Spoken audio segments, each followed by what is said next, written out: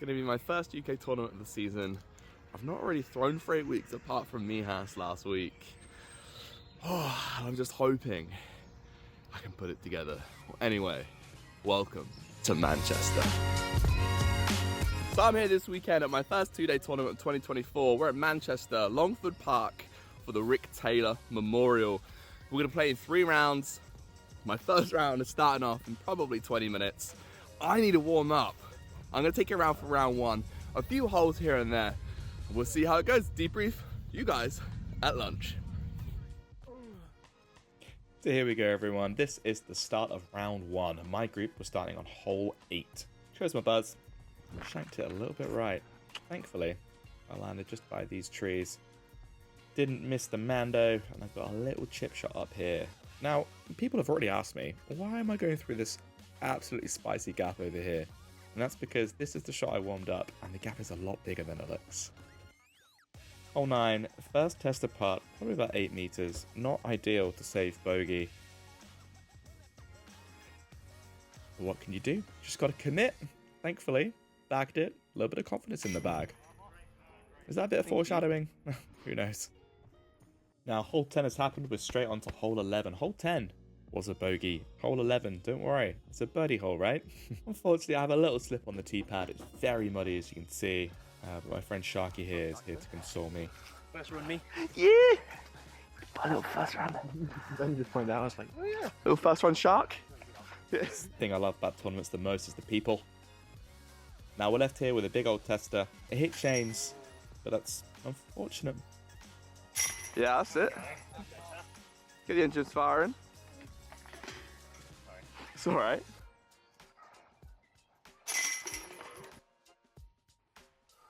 Hole 12, you just gotta send it, right? I'm not sure there's anything else you can do.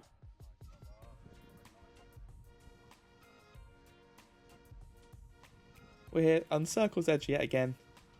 So just suck one up, take a deep breath, give it a good bid, as long as you're not low.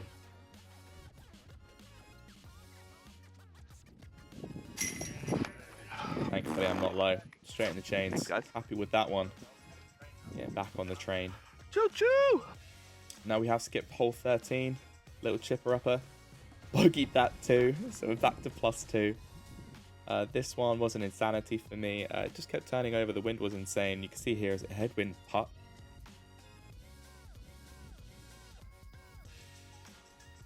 I really want to convert, so I committed to that pretty hard.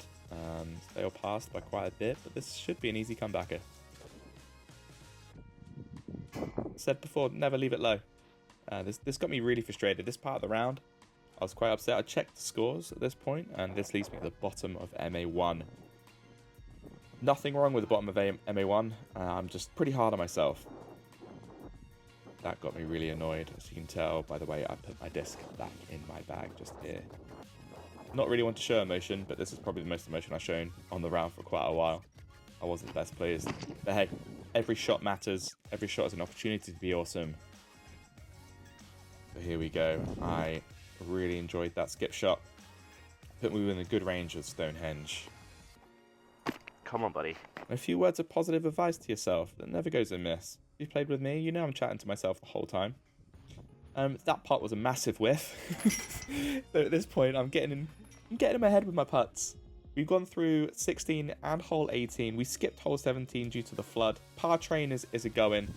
And on hole 1, got myself with a birdie opportunity. And yet again, I leave it low. You hear those claps of frustration. But I'm not one to miss out giving my card mate some love for some really good shooting. That was a birdie for Zaki. This is the hardest, easiest hole in the country. At this point, in my head, I don't want to miss this. It's a birdie up for everyone. Thankfully, I'm within a range where I can just basically just push out my arm and get this one in the basket. So here we go. This is the start of the comeback, hopefully.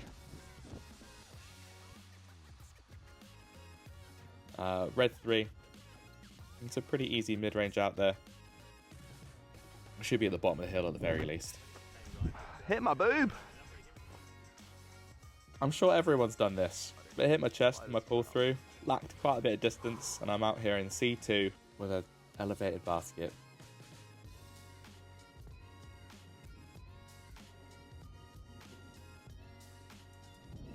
Yeah, buddy, let's go. Let's go. You can tell that emotion meant a lot at this point in the round.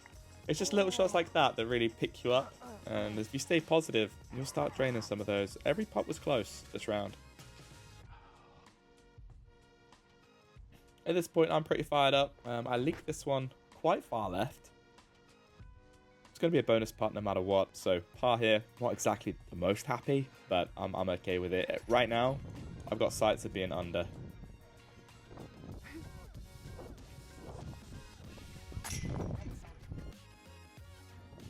You know, hole 5, pretty nice highs with the Halo Destroyer. Let that come in. This was also very short. Oh, Hitting some spicy metal on these putts.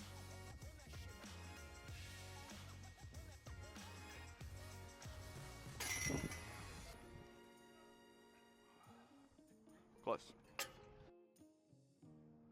For hole 6, I wasn't going to play with the wind at all. I just kept a DD3 low, let it go straight, which is exactly what it loves to do. And then a little chip off Firebird, which almost went in, which would have been a spicy eagle to finish off my round. And then a very easy putt to finish off hole 6 with a birdie. And we're back down to even, one hole to go. The hole 7. Just got to get it through the tunnel, right? Nope. Chipped this one left into the rough. And as you can see here, I've got nothing. I looked around for a good while, had nothing but a chip out. Oh, come on, buddy. That's what you've been practicing, bud. Let's do it. Well, I've been practicing my 30-meter upshot.